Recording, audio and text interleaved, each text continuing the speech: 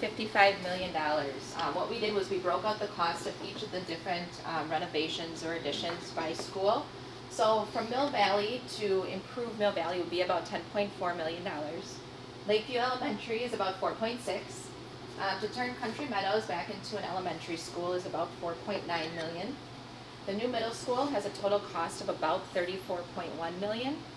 And then the high school, just a few renovations that we had talked about from an academic perspective is right around $1 million. So the total cost of the project, again, being 55 million, and if you remember back to the Kahoot game that we played, that it's about 53 cents per $1,000 of property value. Yes. So in regards to, that's the cost of doing the renovations and additions from that standpoint. Correct. The closing of the two schools, is the district looking at selling that property or holding on to that property for further use? We're actually we met with the city and we met with Jeff and Dave to kind of ask, hey, so is there value in these properties? Muskego Elementary, with being like right in the heart, there's probably a great likelihood that we could sell that property in some capacity. Test Corners also, it really just depends on the buyer. The district is committed to selling it first with the buildings on it, and if that doesn't go, we are not going to be a district that keeps those buildings, up and just kind of, getting in disrepair over years. We would commit fund balance to raise those buildings and then sell them as just property. So there is a plan, and it would be to sell those properties, but that's not, Has there been a value put on those properties in the marketplace to look at to offset the 55 million? Yes, any amount that we would receive through the selling of those properties would go to pay off the debt.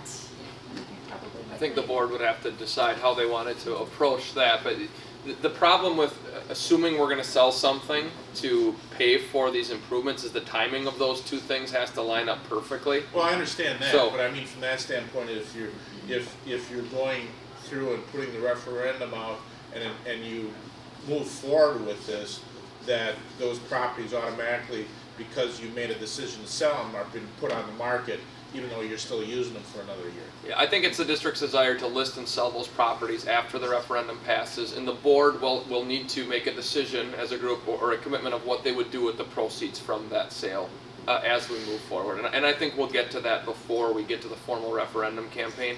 So we will be communicating that to the community on what the board decides they would do with that revenue. A straight answer to that is yes, we will be getting rid of the properties one way or another. What the value is and what they end up doing with them is a completely different thing. We can't. If your question is, if we say we know we're going to get the buildings are conservatively worth $2 million, can we ask for $2 million less?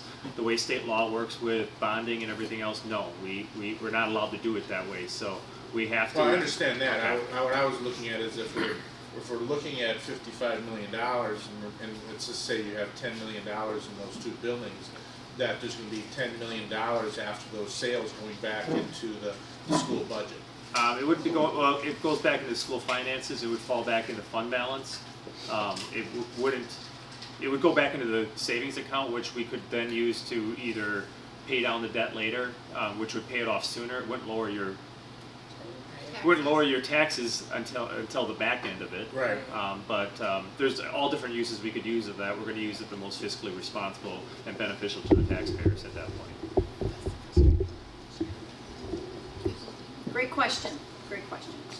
Our property taxes is sole lever to pull to fund the improvement projects in the district. As opposed to big check from the donor? As opposed to what? Like an increase in sales tax or something? We're not, local districts are not allowed to do sales tax. That's something that's the state allows different entities to propose, and it has to be the state legislature would have to approve that. They've never done that for any kind of school system ever. What is the term of the bond that you're looking at to raise the 55 million for? 20 year. 20 years? Those are typically what schools do bond for. Now, the way that, depending on how the financing works out, we may structure and do like a $10 million bond the first year that would go we would have like a 10 million, a 32 million, a 10 million, depending on the total cost, and just kind of spread those out. So it could be 23 or 24 years that the total bonds would Has the cost. history of the district been in the past in other referendums and bonds that were raised after the bond has matured, that tax levy was reduced in the community? It all Or dep- has it been maintained? Yeah, it all depends on how the community wants to structure it. So the way that school finance works for school districts is when we talk about, we're capped with how much money we can raise through property taxes and through state aid. And so we can't, without going to referendum, use more than what we're allowed to. So we're really under these caps, and that's controlled by enrollment. And so we can't take on huge capital projects because we're not allowed to technically save money, put it away, and then use those funds for big projects, because that factors back into that formula across the state, and our tax rates go up as a result of spending more than what we're allocated. So the financing formula is a little tricky. So when school districts do have debt that pays off, it's usually been 15 to 20 years. The buildings that still exist still need updates and upkeep. So it's a great time when those tax levies do drop to fill in with debt to help continue to fund and maintain our buildings as we go forward. So it's been common to kind of fill in those cliffs of debt. Yeah. On the previous referendum attempt 5 years ago, one of the things that was stated by a lot of people was the level of debt we were carrying on Danoon and high school yet. Where are we at today with that? We are, I believe I have a graph coming up. I believe it's 2021. We'll have most of that debt paid off.